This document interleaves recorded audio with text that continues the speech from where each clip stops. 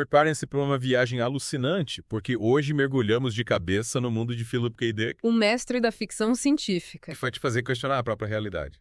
O que me fascina em Philip K. Dick é que ele vai além de simplesmente escrever histórias de ficção científica. É verdade? Ele constrói mundos inteiros, mas com um detalhe peculiar. Qual? Esses mundos são intencionalmente projetados para ruir, para se desintegrar. E o que acontece? Seus personagens e nós, como leitores, somos confrontados com a perturbadora percepção Nossa. de que a realidade é muito mais frágil do que imaginamos. E ele mesmo disse, abre aspas, eu gosto de construir mundos que desmoronam. Gosto de vê-los se desfazer e observar o que os personagens fazem quando isso acontece. Tem um amor secreto pelo caos. Gostaria de ver mais dele. Fecha aspas. É de arrepiar. É verdade, né? Mas como vamos desvendar esse enigma? Através da obra L'Alteration des Mondes, do filósofo David Lapoujade, uma análise profunda da obra de Dick. Interessante. Lapoujade aponta para uma tensão constante nos romances de Dick, a batalha entre a ilusão e a realidade. A batalha entre a ilusão. E a realidade, eu uso uma analogia interessante E agora? para ilustrar isso do psiquiatra e do paciente. Interessante.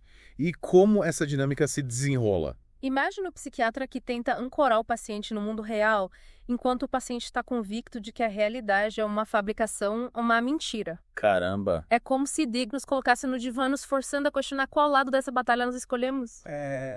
Colar nessa escolha. E essa dualidade se manifesta de forma bem clara em Olho no Céu, não é? Exatamente. Os personagens ficam presos nas realidades mentais distorcidas uns dos outros. Meu Deus! É como se as ilusões de um ditassem as leis da física, o fluxo do tempo até a autopercepção dos outros.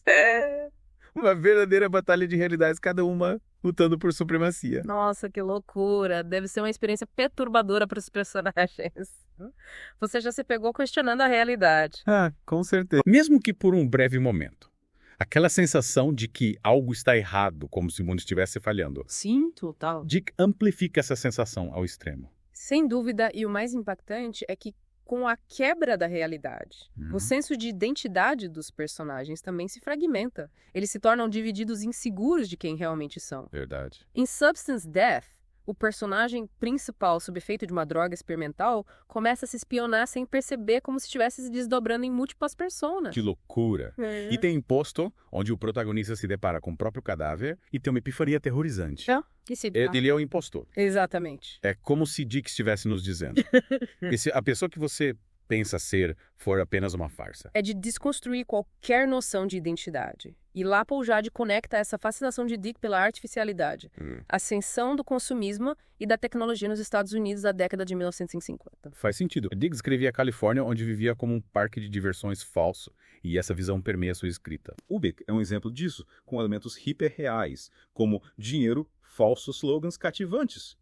E paisagens que parecem cenários artificiais e não ambientes genuínos. É como se ele estivesse alertando que o mundo fora dos livros também se tornava cada vez mais manufaturado, uma cópia barata do real. Uma cópia barata do real. E essa linha tênue entre o genuíno e o artificial se estende à sua representação da tecnologia e da humanidade. É verdade.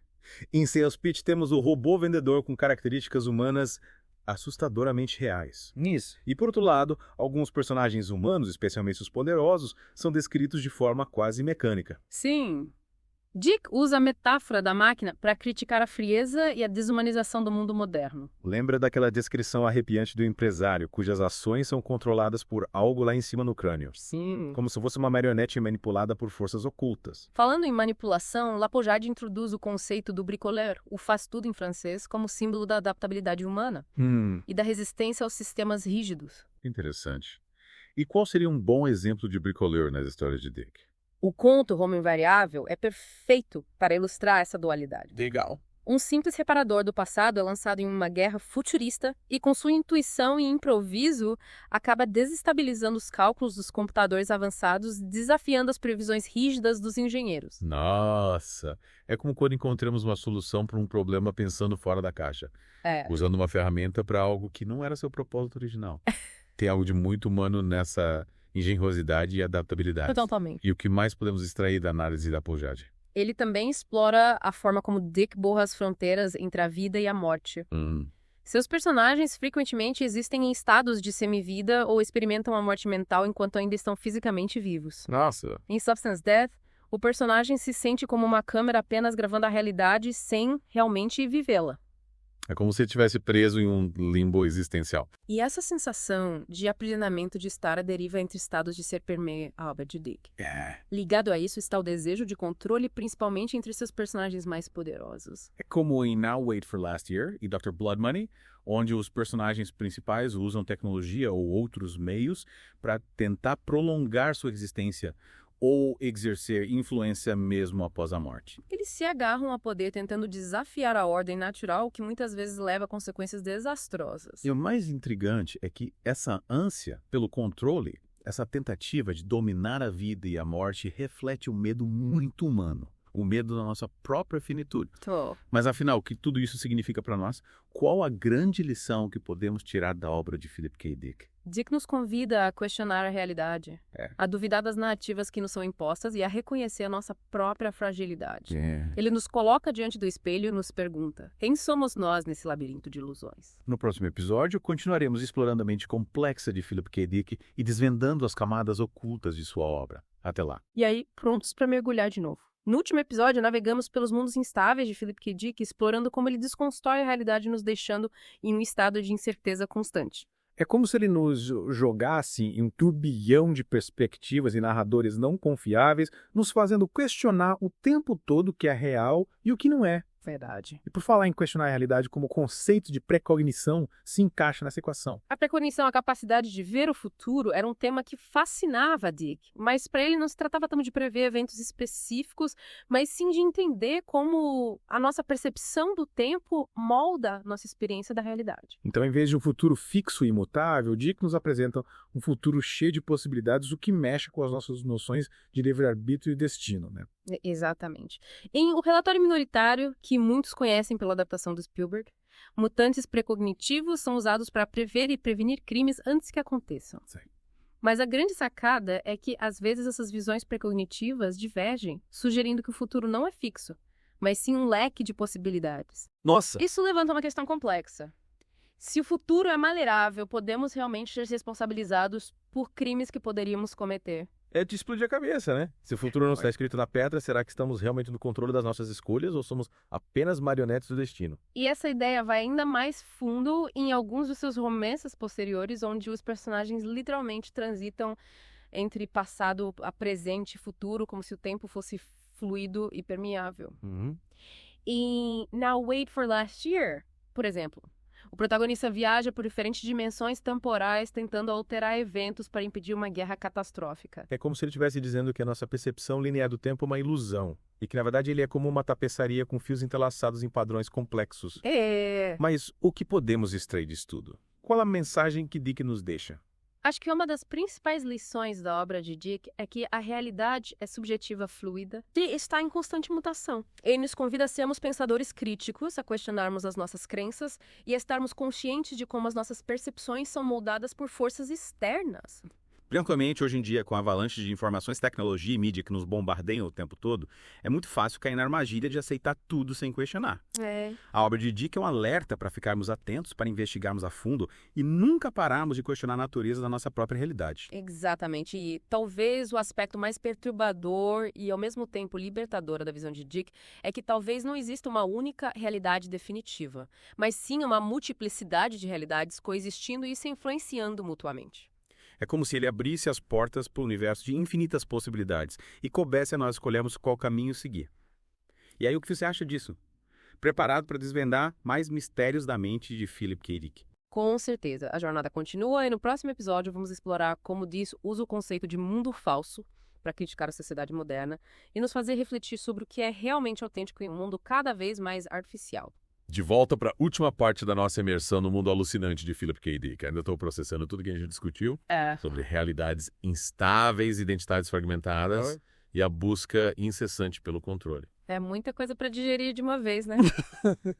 Mas essa é a beleza da obra de Dick. Ela fica martelando na sua cabeça muito depois de você terminar a leitura, te instigando a questionar tudo que você achava que sabia sobre a realidade e identidade e a própria natureza da existência. E tem um ponto que me deixou particularmente intrigado e que Lapujade destaca com maestria, a ideia do mundo falso, frequentemente contrastado com o mundo real ou autêntico. Sim. Mas a linha que separa esses dois mundos nunca é muito clara, né? Exato. Dick viveu em uma época de avanços tecnológicos acelerados e consumismo desenfreado e era profundamente cético em relação àquele mundo artificial e reluzente que estava se formando ao seu redor. Ele percebeu como as pessoas se deixavam seduzir facilmente pelas aparências, pela ilusão de bens materiais e experiências fabricadas. E essa crítica à superficialidade da sociedade moderna está presente em vários dos seus romances em Ubix. Por exemplo, os personagens são constantemente bombardeados por propaganda e produtos de consumo que prometem satisfazer todos os seus desejos e necessidades. E esses produtos, porém, são frequentemente enganosos, até perigosos, pense na lata de spray Deus.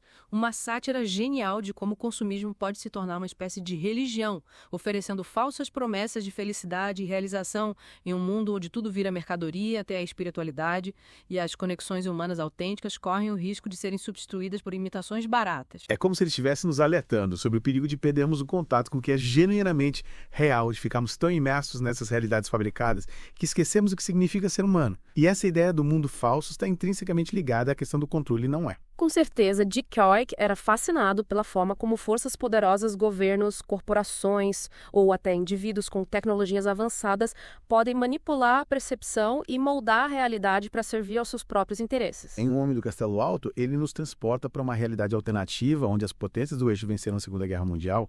É de arrepiar pensar como a história que consideramos um fato imutável pode ser distorcida e manipulada. Exatamente, é um lembrete assustador de que a realidade é frequentemente uma questão de perspectiva e que aqueles que detêm o poder têm a capacidade de moldar essa perspectiva em seu benefício, mas estamos cercados por essas realidades fabricadas e forças manipuladoras, como podemos resistir? Como podemos nos proteger? É a pergunta de $1 milhão, né?